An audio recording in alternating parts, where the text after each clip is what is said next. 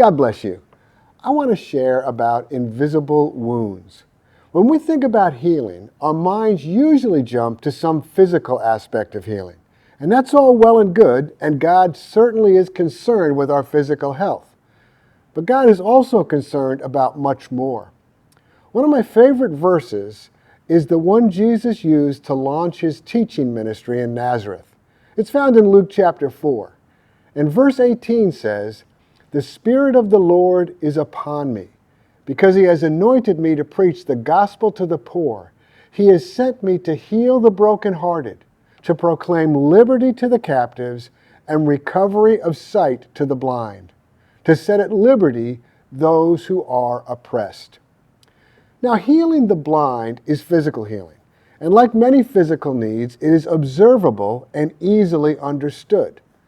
But what about healing the brokenhearted? This is sometimes visible in how a person might carry themselves, but often it is invisible, and no one knows the wounds except the person who is carrying those wounds. And I want to tell you that God is willing and able to heal your invisible wounds, things you have been harboring for years, burdens you never thought could be lifted. I know this not only because of what Jesus said in Luke 4, but because I have experienced healing from invisible wounds myself. For years, I carried the wounds of being rejected. Until I was 11 years old, I was raised in Brooklyn, New York. We had sidewalks, not parks. The only sport I learned in those years was stickball, and I wasn't great at that. Then my family moved out to the suburbs, and all the boys in my school had been playing baseball, basketball, and football for years. They had received instruction in the rules for these games in gym class, and they had been on teams and played pickup games for years. I was at a decided disadvantage. You can imagine how kind and understanding the other boys were. Not. I had not experienced rejection in Brooklyn. I had a loving family, great cousins to play with, and friends who also played stickball.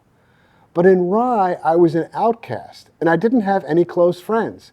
I felt isolated and built walls of suspicion around my heart.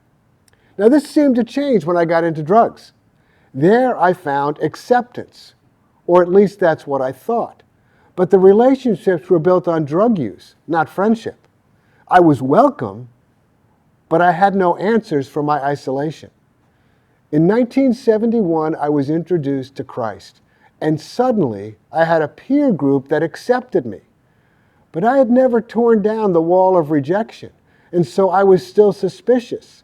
And of course, newsflash, Christians are still people, and at times I suffered further rejection over the years. This rejection was amplified by the lens through which I had come to view the world. During this time, these many years from 1971 onward, I was a leader in the church. I loved God, my wife, my children, but I was cautious with most other people.